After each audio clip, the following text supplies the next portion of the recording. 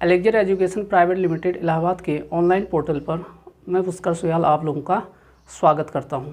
तो दोस्तों, आज से हम ऑनलाइन क्लासेस स्टार्ट करने वाले हैं। ठीक, तो सबसे पहले जो सब्जेक्ट स्टार्ट करने वाला हूं मैं, वो सब्जेक्ट है डिजिटल इलेक्ट्रॉनिक्स। ये सब्जेक्ट आपके पास जो है किन किन लोगों के लिए बेनिफिट है, वो है नंबर 1 इलेक्ट्रॉनिक्स वाले, नंबर 2 इलेक्ट्रिकल और नंबर 3 इंस्ट्रूमेंटेशन। ठीक, तो सबसे पहले हम लोग इसका कंटेंट देख लेते हैं कि कुछ आगे डिस्कस करने से पहले सबसे पहले इसका कंटेंट देख लेते हैं। ठीक है, तो देखिए कंटेंट्स, क्या क्या कंटेंट्स मींस सिलेबस कि आपका क्या क्या आपको इसमें पढ़ना है। ठीक है, नंबर 1 देखिए, तो चैप्टर नंबर पहला रहेगा बेसिक्स ऑफ डिजिटल इलेक्ट्रॉनिक्स। ये मेरा पहला चैप्टर रहेगा। अब ध्यान रखिए इसमें हम क्या क्या डील करेंगे भाई। इसमें नंबर 1 तो नंबर सिस्टम होगा आपके पास, नंबर 2 आपके पास अर्थमेटिक ऑपरेशन, नंबर 3 इसमें आप करेंगे sign representation of number, number 4 जो है कॉम्प्लीमेंट, और नंबर 5 आप इसमें डिस्कस करेंगे कोड्स का। ठीक, ये पहला चैप्टर हो गया। दूसरा चैप्टर मेरा होगा बूलियन अलजेब्रा एंड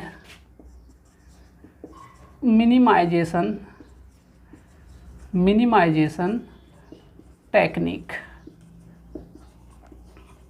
ठीक है, तो इस वाले चैप्टर में हम क्या क्या पढ़ेंगे भाई। इस वाले चैप्टर में हम बूलियन लॉ पढ़ेंगे, बूलियन थ्योरम पढ़ेंगे, और उसकी हेल्प से हम क्या करेंगे, फंक्शन को मिनिमाइज करने की कोशिश करेंगे।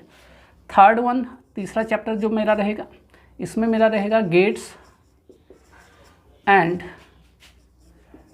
Switching circuits. तो देखिए गेट्स में आपके क्या क्या, बेसिक गेट देखेंगे, यूनिवर्सल गेट देखेंगे, एक्सक्लूसिव गेट देखेंगे, इनका स्विचिंग सर्किट देखेंगे, और साथ में कि हम यूनिवर्सल गेट से कैसे आपके पास और गेट ड्राइव कर सकते हैं। नंबर 4 चैप्टर, ये देखना, इसको मैंने अलग से इंट्रोड्यूस करा है, इसका नाम है introduction of SOP and POS. एक ये पढ़ेंगे, और इसी में आपको एक और चीज़ पढ़ाया जाएगा, वेन डायग्राम। ठीक है, तो सॉप का मतलब क्या हुआ, सम ऑफ प्रोडक्ट, पॉस का मतलब प्रोडक्ट ऑफ सम, और साथ में आपको वेन डायग्राम दिखाया जाएगा। ये आपका रहेगा 4th चैप्टर। 5th चैप्टर देखिए मिनिमाइजेशन। अब देखिए यहाँ भी मिनिमाइजेशन है और यहाँ भी अंतर है दोनों में। ये जहाँ पर ये मिनिमाइजेशन करेंगे, यहाँ पर हम करेंगे के मैप की। तो मिनिमाइजेशन टेक्निक यहाँ भी है आपके पास, लेकिन इस समय जो मिनिमाइजेशन किया जाएगा किसकी हेल्प से, के मैप की हेल्प से। ये तो इसमें एक के मैप पढ़ाया जाएगा। दूसरा आपके पास क्या क्या पढ़ाया जाएगा भाई, इम्प्लीकेंट्स।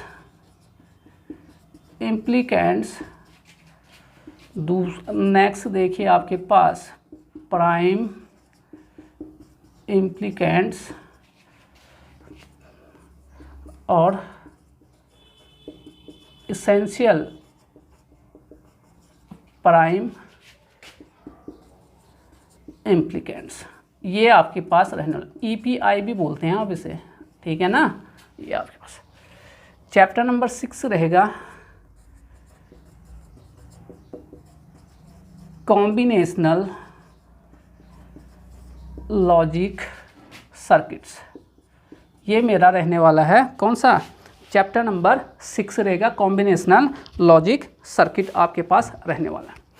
ठीक, तो इसमें आप क्या क्या देखोगे, इसमें आप देखोगे एडर देखोगे, चाहे हाफ एडर हो या फुल एडर, सबट्रैक्टर देखोगे हाफ या फुल। तीसरा आप देखोगे मल्टीप्लेक्सर देखोगे, डीमक्स देखोगे, डीमल्टीप्लेक्सर, इनकोडर देखोगे और डिकोडर देखोगे। इन सब का हम क्या करेंगे, डिजाइन करेंगे। ठीक है ना। 7th चैप्टर देखिए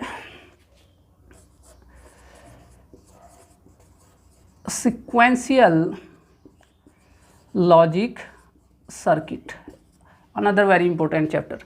तो इसमें आप क्या देखेंगे, लैच देखेंगे, फ्लिप फ्लॉप देखेंगे भाई, फ्लिप फ्लॉप समझते हो ना, जैसे कि SR flip flop, JK flip flop, toggle flip flop, delay flip flop, ये सारे चीज़ें इसमें दिखाएंगे। साथ में आपको जो है कि फ्लिप फ्लॉप का आपस में कन्वर्जन कैसे करते हैं, और उसके अलावा हम देखेंगे कि एप्लीकेशन ऑफ फ्लिप फ्लॉप भी आप लोगों को इस वाले चैप्टर में देखने को मिलेगा। 8th चैप्टर देखिए आपके पास, 8th चैप्टर जो रहेगा रजिस्टर्स। रजिस्टर मेनली मैं यहाँ पे बात करूँगा शिफ्ट रजिस्टर की। कौन सा रजिस्टर? शिफ्ट रजिस्टर, ये रहने वाला है मेरा। ठीक है भाई। 9th आपका चैप्टर रहने वाला है काउंटर। काउंटर्स, अब इस काउंटर में आप क्या क्या पढ़ने वाले हो, सिंक्रोनस काउंटर और असिंक्रोनस काउंटर, इससे डील किया जाएगा। 10वां आपके पास लॉजिक फैमिलीज, इसमें हम डिस्कस करेंगे क्लासिफिकेशन, ये सारी चीज़ें, classification of family, logic families, ये सारी चीज़ें इसमें दिखाई देंगे। ठीक है भाई, नोट कर लिया इतना। 11th आपके पास कन्वर्टर। कन्वर्टर्स में आपको क्या क्या देखने को मिलेगा, ADC एंड DAC। समझते हो क्या होता है? ADC का मतलब होता है एनालॉग टू डिजिटल कन्वर्टर, और इसका मतलब डिजिटल टू एनालॉग कन्वर्टर। ये तो हो गया हमारे पास 11 चैप्टर। इसके अलावा एक चैप्टर और रहने वाला है, और वो है आपके पास सेमीकंडक्टर मेमोरी। ये इतने चैप्टर हम लोग डील करने वाले हैं।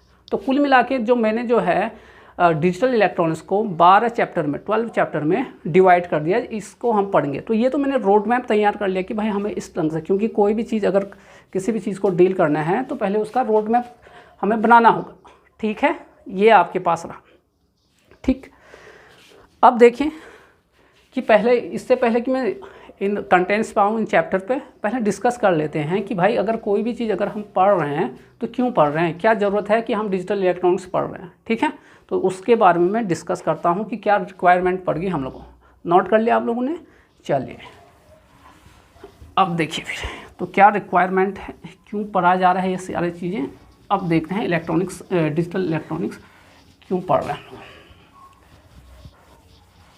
देखिए, ये जानने से पहले कि हम डिजिटल इलेक्ट्रॉनिक्स क्यों पढ़ रहे हैं, सबसे पहले आप ये जानिए कि सिग्नल क्या होता है। सिग्नल, कि आपका सिग्नल होता क्या है, बता सकता है भाई कोई सिग्नल क्या होता है? तो मैं बता दूं,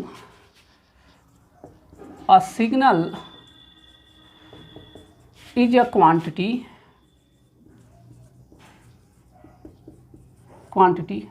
having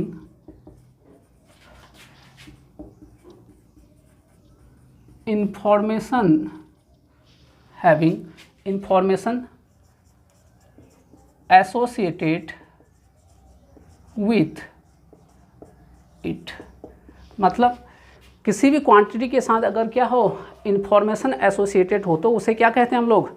सिग्नल कहते हैं। ये तो इन जनरल हो गया। दूसरे भाषा में अगर ये कहें कि हम लोग सिग्नल को हम जो है एक फंक्शन भी कह सकते हैं। ठीक है, और फंक्शन कौन सा? जो ये किसी पैरामीटर के रेस्पेक्ट में अपने आप को क्या कर दें, चेंज कर दे।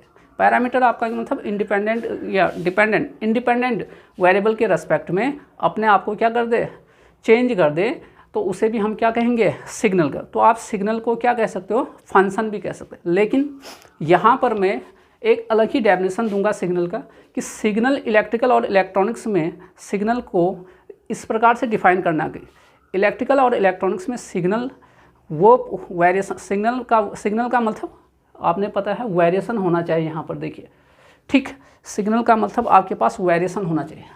तो मैं अगर बात करूँ इलेक्ट्रिकल और, तो देखिए इन इलेक्ट्रिकल एंड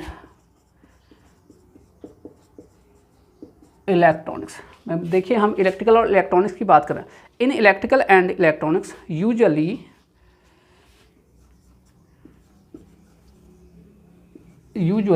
इलेक्ट्रिकल और इलेक्ट्रॉनिक्स की बात करें, यूजुअली सिग्नल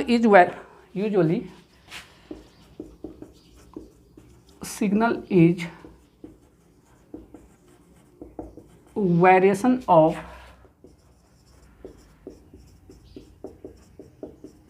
इलेक्ट्रिकल क्वांटिटी। बताइए इलेक्ट्रिकल क्वांटिटी क्या होता है? इलेक्ट्रिकल क्वांटिटी जनरली आपके क्या होते हैं भाई? Generally voltage and current. Usually signal the variation of electrical quantity generally with respect to time, with respect to time. तो ये आपका हम इससे इस डेफिनेशन से यहाँ पर डील करेंगे जो हमारे लिए काम कर। तो इलेक्ट्रिकल और इलेक्ट्रॉनिक्स में जो सिग्नल का वेरिएशन है वो किसके अकॉर्डिंग है? इलेक्ट्रिकल क्वांटिटी का, यानी वोल्टेज या करंट का, किसके रेस्पेक्ट में? टाइम के रेस्पेक्ट। तो यहाँ से एक चीज़ हमने सीख लिया कि सिग्नल के होने के लिए क्या होना चाहिए? वेरिएशन होना चाहिए। ठीक है। अब देखिए अगर आपको मैं कहूँ, मान लीजिए ये करंट है, ठीक है, ये करंट है। जरा देखिए अगर इसको डिजाइन करिए तो ये आ गया आपके पास, टाइम का फंक्शन है, ये कह रहे हैं कितना आ गया ये? 5 एम्पीयर।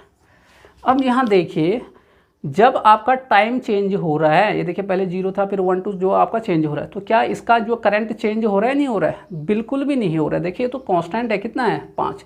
तो क्या ये सिग्नल है या नहीं है? क्या कहा था आपको भाई सिग्नल होने के लिए क्या है इलेक्ट्रिकल और इलेक्ट्रॉनिक्स में? कि इलेक्ट्रिकल क्वांटिटी क्या? करंट या वोल्टेज। क्या इसको क्या होना चाहिए? चेंज होना चाहिए। ये देखिए वेरिएशन लिखा है ना यहाँ पर, वेरिएशन होना चाहिए विथ रेस्पेक्ट टू टाइम। क्या वेरिएशन हो रहा है यहाँ पर? बिल्कुल भी नहीं हो रहा है। तो आप बताइए सिग्नल है या नहीं है? नहीं है सिग्नल। तो है क्या ये आपका? ये आपका है, क्या है भाई? DC current, DC current. Clear हो गया इतना? तो आपको इतनी चीज़ इतना जो है अच्छे ढंग से क्लियर हो जाना चाहिए कि सिग्नल के होने के लिए वेरिएशन बहुत ही ज़रूरी है। ठीक। तो एक चीज़ यहाँ से क्लियर हो गया कि सिग्नल तभी वैलिड होगा जब उसमें वेरिएशन होगा, किसके रेस्पेक्ट में? टाइम के रेस्पेक्ट। कोई भी पैरामीटर हो सकता है, टाइम ये मैं तो इसके सेंस में कह रहा हूँ। ठीक। तो आपको इतना ध्यान रखना। खैर अब देखिए सिग्नल बहुत टाइप के होते हैं, लेकिन अभी हमें जो सब्जेक्ट की रिक्वायरमेंट है उसके अकॉर्डिंग में बस ज़्यादा सिग्नल पर डिस्कस नहीं करूँगा। ठीक है। तो आपके पास यहाँ आइए, नोट कर लिया? चलिए नोट कर लिया तो अच्छी बात है। अब यहाँ देखिए, यहाँ देखिए भाई, तो मैं टाइप्स ऑफ सिग्नल में आने वाला हूँ। तो मेरे पास 2 ही आपको डिस्कस करने वाला हूँ। पहला आपके पास एनालॉग और दूसरा आपके पास डिजिटल। इन्हीं 2 पर मैं डिस्कस करने वाला हूँ क्योंकि यही मेरे जो है रिक्वायरमेंट है। तो पहले देख लीजिए आप एनालॉग है क्या? एनालॉग सिग्नल देखिए, पहले इनको किसी भी चीज़ को जानने से पहले देखिए कि ड्राइव कहाँ से हुआ है, मतलब कहाँ से उत्पन्न हो रखा है। तो दोस्तों ये ड्राइव हो रखा है मतलब एनालॉगस वर्ड से। कहाँ से? एनालॉगस से। तो देखिए पहला point, derived from analogous. Analogous, analogous का मतलब क्या होता है भाई? बताएं इसका मतलब क्या होता है? Similar to. अब क्वेश्चन यह आता है यार कि ये सिमिलर टू क्या है? सिमिलर टू मतलब किसी के समान होना। तो ये एनालॉग जो सिग्नल है किसके समान है? तो वो ये एनालॉग सिग्नल समान होता है जो हमारे आसपास यानी रियल वर्ल्ड यानी प्रैक्टिकल वर्ल्ड में जो सिग्नल है उसके सिमिलर टू होता है। तो इसका मेरे कहने का मतलब होता है इट इज सिमिलर टू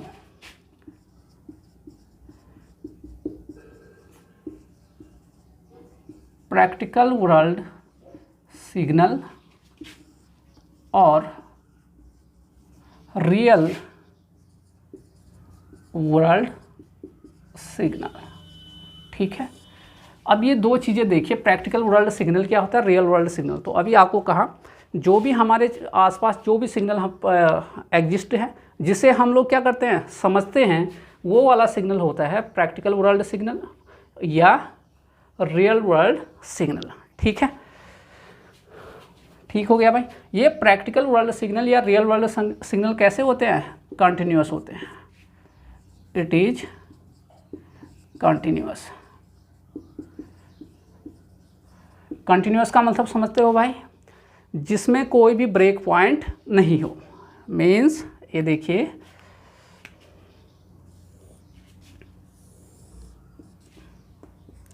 चलिए एक आपको इलेक्ट्रिकल क्वांटिटी के रेस्पेक्ट में बात कर रहे हैं। चलिए हम जिसे फेवरेट हमारा ये वो सेम रहता है ये, ठीक है।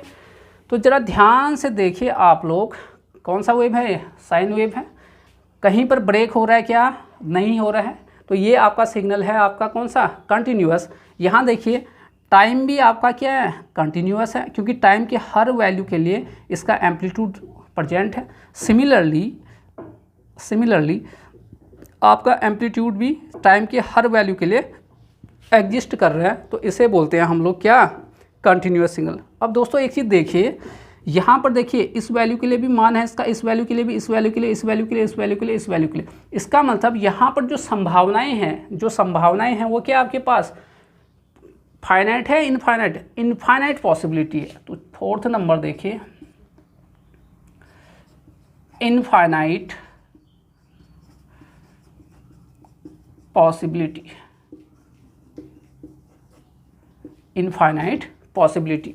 इतना ज़्यादा आपके पास इनफाइनाइट पॉसिबिलिटी है। अगर इनफाइनाइट पॉसिबिलिटी है तो इसको स्टोर करने के लिए मेमोरी क्या चाहिए होगा? मेमोरी भी तो इनफाइनाइट चाहिए होगा। Infinite memory requirement, infinite memory requirement. Next अभी आपको कहा था कि जो हम लोग हैं वो इसी सिग्नल को क्या करते हैं? समझ पाते हैं। Human understand analogue signal,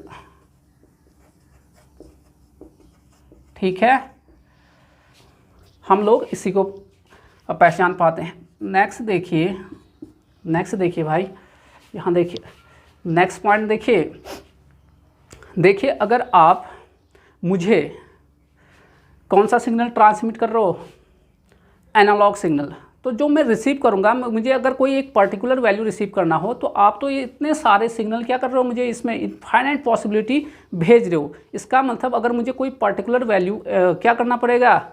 select करना पड़ेगा, तो उसमें नॉइज आने की संभावना क्या होंगे? बहुत ज़्यादा हो जाएंगे। इसका मतलब ये हुआ कि आपके एनालॉग सिग्नल जो है उसमें नॉइज का इफेक्ट क्या रहेगा? बहुत ज़्यादा रहेगा, क्योंकि आप जो भेज रहे हो आप जो भेज रहे हो एनालॉग सिग्नल, आपके अकॉर्डिंग तो सारे डाटा क्या हैं? सही हैं भाई, जो मैं रिसीव करूँ। और मुझे चाहे था एक पर्टिकुलर वैल्यू, तो इसका मतलब हुआ कि उसमें जब ट्रांसमिट करने में आपके पास क्या आएंगे? नॉइज आने की संभावना है। अगर नॉइज आएंगे तो इसका मतलब इस वाले सिग्नल की एक्यूरेसी और प्रिसीजन क्या होगा?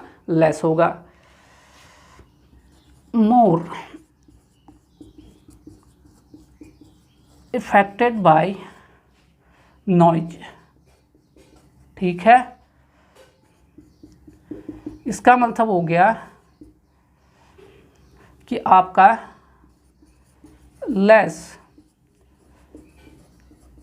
एक्यूरेसी एंड प्रिसीजन, ये आपके पास, ठीक है। तो देखिए ये तो डिस्कशन था किसके बारे में भाई? एनालॉग सिग्नल के बारे में, ठीक। इतनी सारी चीज़ें क्लियर रखना है और आपको समझना है कि आपके पास नुकसान है, यहाँ पर नॉइज ज़्यादा आ रहा है। देखिए नुकसान क्या क्या है भाई? आपके नंबर एक तो मेमोरी आपके पास बहुत ज़्यादा रिक्वायर्ड हो, आप ऐसा नहीं चाहते हो। और दूसरा नुकसान ये तीन तो आपके पास इसके ड्रॉबैक हैं, ये आपके पास, ठीक है। इतनी बात तो नोट कर लीजिए, कर लिया, ठीक हो गया। तो ये तो डिस्कशन हो गया कौन से सिग्नल के बारे में? एनालॉग सिग्नल की आपके पास क्या है, ठीक है। तो देखिए अब नेक्स्ट देखिए, जो नेक्स्ट सिग्नल है वो आपका सिग्नल कौन सा रहेगा? डिजिटल।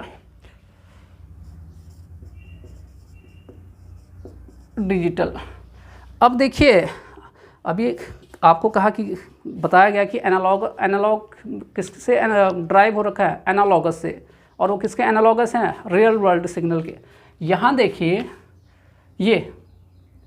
ये डिजिटल आपका डिजिट वर्ड से ड्राइव होता है, डिराइव्ड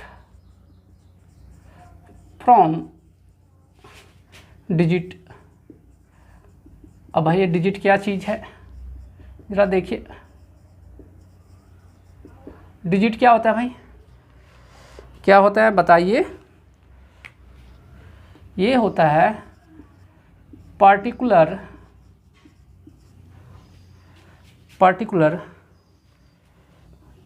क्या भाई,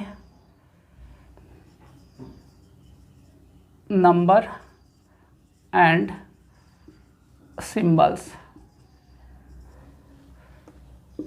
तो डिजिट क्या होता है, पर्टिकुलर नंबर और सिंबल्स। याद करिए बचपन के दिनों जब हम स्कूल जाते थे तो याद करिए वहाँ पर कौन से नंबर पढ़ते थे, डेसिमल पढ़ते थे, ठीक है। तो नंबर क्या होते हैं, कितने होते हैं, 0 से 9 तक, यानी टोटल कितना है 10। और सिंबल का मतलब क्या हुआ, अल्फ़ाबेट। बताए कितने थे आपके पास, A से Z तक, तो कितने होते हैं 26। तो आप मुझे यहाँ बताइए, यहाँ पर संभावनाएं क्या हैं, 10 ही संभावनाएं, यहाँ पर क्या है 26। इससे पहले देखिए एनालॉग सिग्नल में संभावनाएं क्या थे, बहुत ज़्यादा थे। इसका मतलब जो यहाँ पर पॉसिबिलिटी है डिजिटल में वो कम है, ज़्यादा कम है। यानी आपके पास तीसरा पॉइंट ये रहेगा क्या, फाइनाइट पॉसिबिलिटी।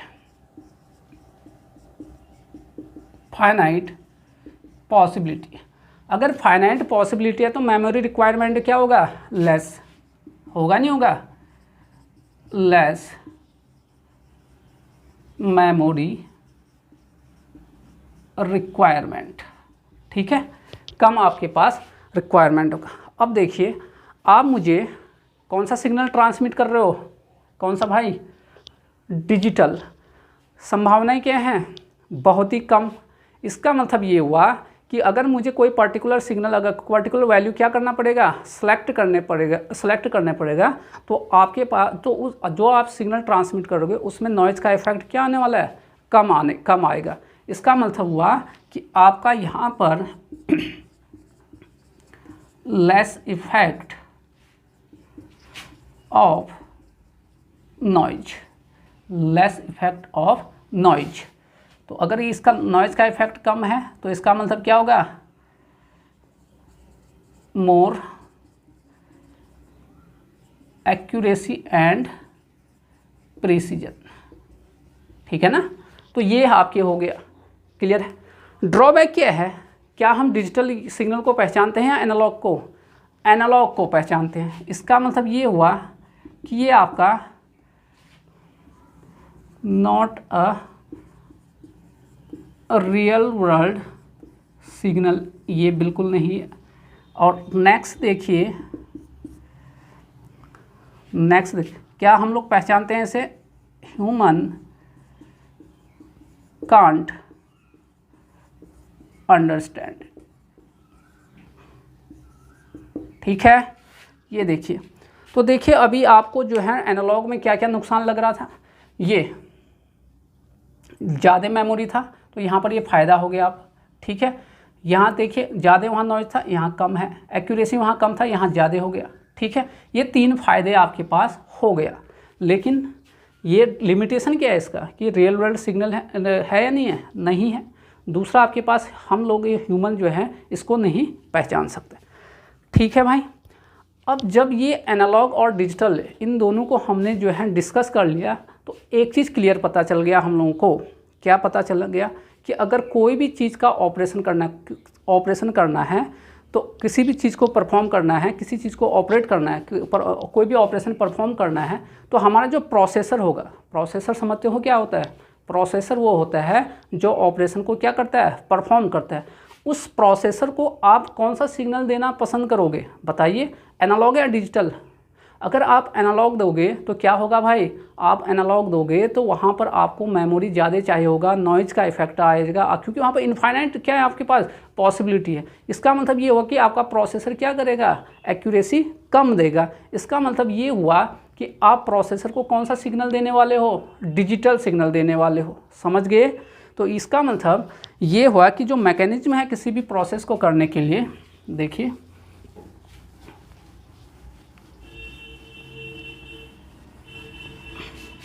जो मैकेनिज्म है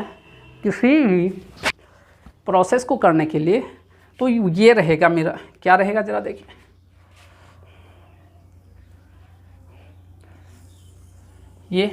ये आपके पास रियल वर्ल्ड है। कौन सा सिग्नल होता है यहाँ पर, एनालॉग्स। कौन सा, एनालॉग। अब एनालॉग क्या तुम इस प्रोसेसर को सीधे दे सकते हो, बताए, क्या इस प्रोसेसर को सीधे दोगे?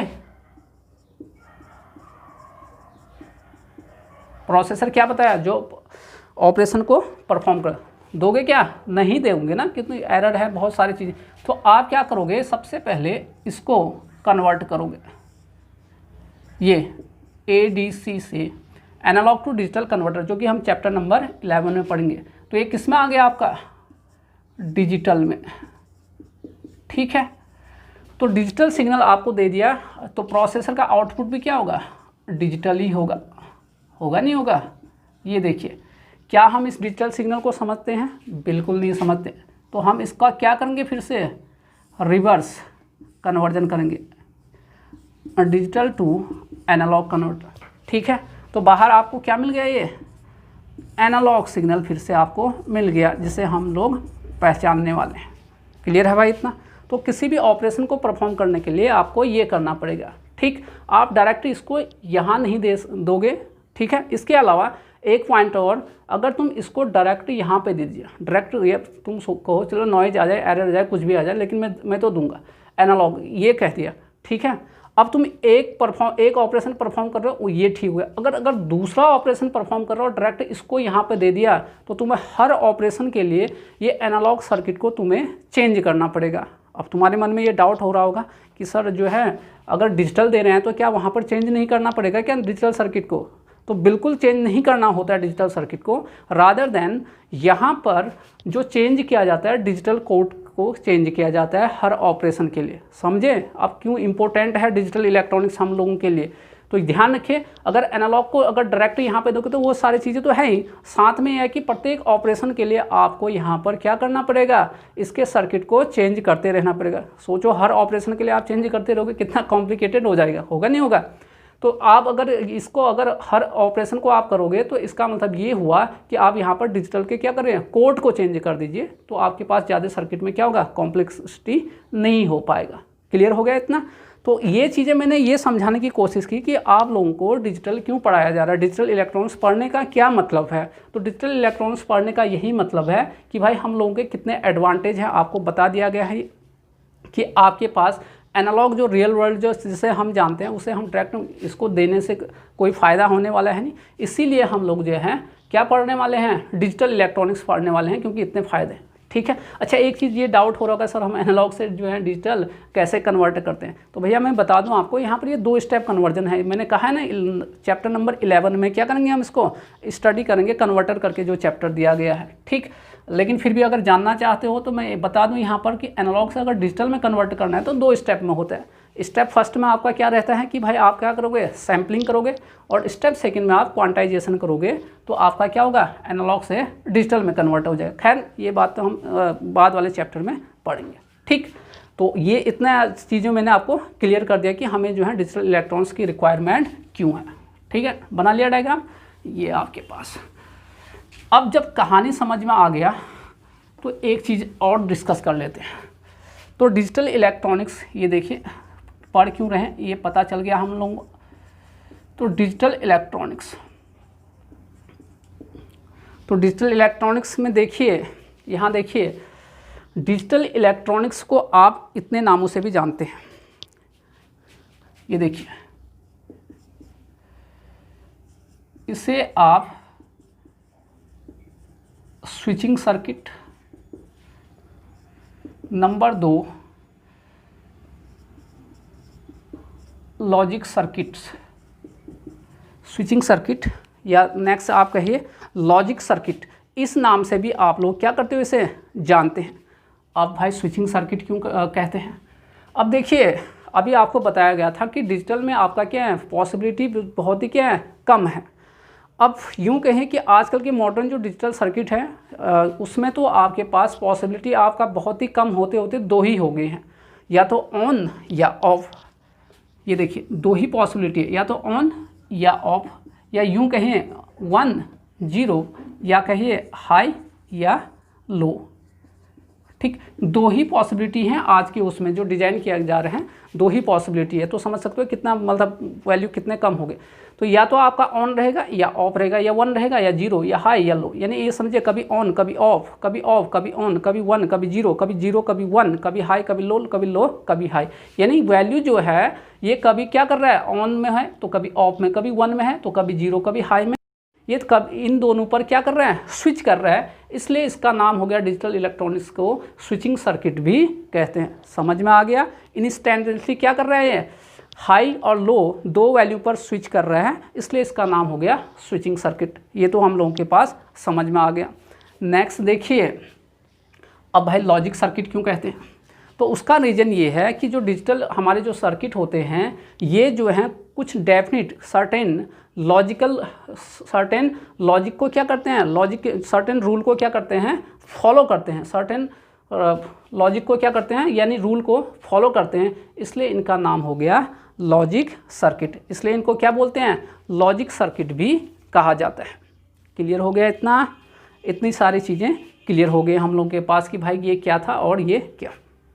ठीक, तो ध्यान रखिए डिजिटल इलेक्ट्रॉनिक को स्विचिंग सर्किट, लॉजिक सर्किट भी कहा जाता है। नोट हो गया ये।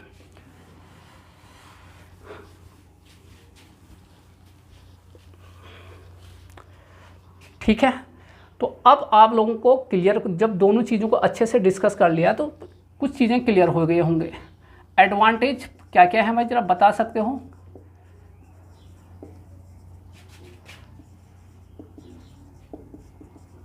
एडवांटेज ऑफ डिजिटल सिस्टम, तो देखिए पहला तो क्या है, डिजाइन करना आसान है या टफ है, आसान है क्योंकि यहाँ पर फाइनाइट वैल्यू है, और मॉडर्न डिजिटल इलेक्ट्रॉनिक्स में तो कितनी वैल्यू है, दो ही वैल्यू। तो इसका मतलब ये हुआ कि जो है डिजिटल को क्या किया, देखिए डिजिटल सिस्टम को डिजाइन करना क्या है, आसान है। ठीक है, और एनालॉग को डिजाइन करना टफ है। क्यों, क्योंकि वहाँ पर क्या है, इनफाइनाइट नंबर ऑफ पॉसिबिलिटी है।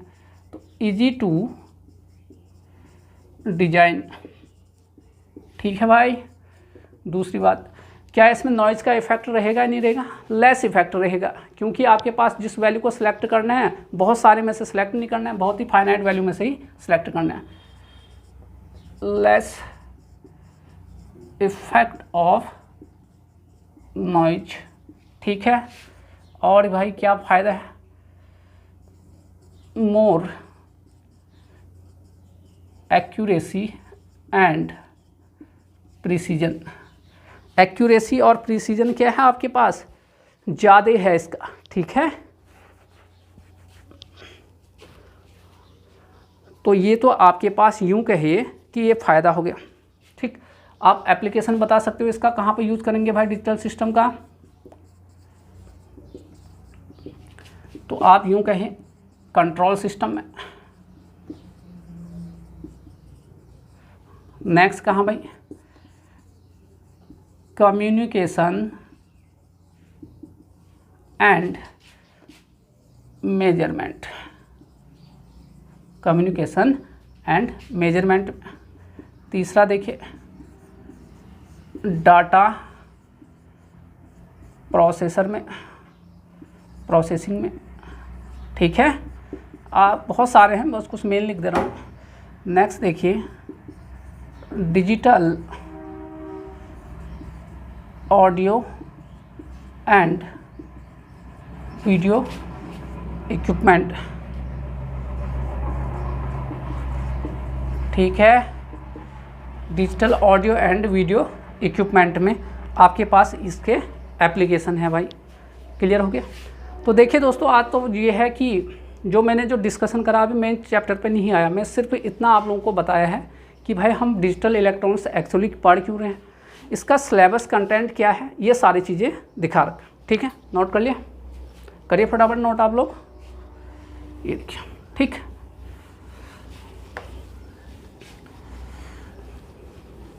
ये हो गया। ठीक है, तो समरी देखिए क्या क्या पढ़ा तुम आज आप लोगों ने, जरा देखिए। नंबर फर्स्ट तो आपको सिखाया मैंने सिग्नल। क्या सिखाया भाई सिग्नल में, कि इलेक्ट्रिकल और इलेक्ट्रॉनिक्स में सिग्नल वेरिएशन का मतलब है इलेक्ट्रिकल क्वांटिटी का वेरिएशन विथ रिस्पेक्ट टू क्या, टाइम। और इलेक्ट्रिकल क्वांटिटी क्या होते हैं जनरली, वोल्टेज और करंट। ठीक, सिग्नल के बारे में बात करा पहला। तो दूसरा आपने क्या पढ़ा भाई, इसमें सिग्नल में बहुत सारे सिग्नल होता है, लेकिन आपको बताया गया दो ही, डिजिटल एंड एनालॉग। ठीक है। थर्ड देखिए, आपको यहाँ पर रियल वर्ल्ड या यूं कहें प्रैक्टिकल वर्ल्ड सिग्नल कौन सा होता है, एनालॉग या डिजिटल, बताओ, एनालॉग। ठीक है। और ह्यूमन किसे अंडरस्टैंड करते हैं, ये बताएं मुझे, बताओ किसको करता है अंडरस्टैंड, अब तो पढ़ा दिया पूरा ये। ह्यूमन अंडरस्टैंड करता है एनालॉग को। पॉसिबिलिटी किस में सबसे कम है, बताइए। पॉसिबिलिटी अब यूँ कहें फाइनाइट पॉसिबिलिटी किस में है भाई, एनालॉग या डिजिटल में, डिजिटल में, बहुत ही कम। ठीक है। नेक्स्ट, अगर आपको पूछे इनफाइनाइट पॉसिबिलिटी किस में है, बताओ, एनालॉग में। ठीक है। नेक्स्ट देखिए, नॉइज़ का इफेक्ट किस में ज़्यादा रहता है, बताए, बताओ ना, बोले। मोर नॉइज इफेक्ट किस में भाई, एनालॉग में। क्यों, क्योंकि इनफाइनाइट क्या है आपके पास, पॉसिबिलिटी है, तो नॉइज आने के चांसेस क्या है, ज़्यादा। लेस नॉइज इफेक्ट किस में, डिजिटल में। ठीक है ना। ये आपके पास, आपको ऐसे करके जो भी टॉपिक पढ़ते हैं ऐसे शॉर्ट नोट बनाने पड़ेंगे, वो इसलिए ताकि आप लोगों की तैयारी अच्छे से हो जाए, बाद में रिवीजन करने में आसान हो जाए। ठीक है ना। ये आपके पास। और क्या पढ़ रखा भाई, प्रोसेसर को कौन सा सिग्नल देने में आप लोगों की समझदारी है, बताइए, कौन सा भाई, बोलिए, एनालॉग या डिजिटल, प्रोसेसर को डिजिटल, ये। ठीक है। नेक्स्ट देखिए, डिजिटल सर्किट को क्या क्या बोलते हैं भाई, डिजिटल इलेक्ट्रॉनिक्स को क्या क्या बोलने वाले थे आप लोग,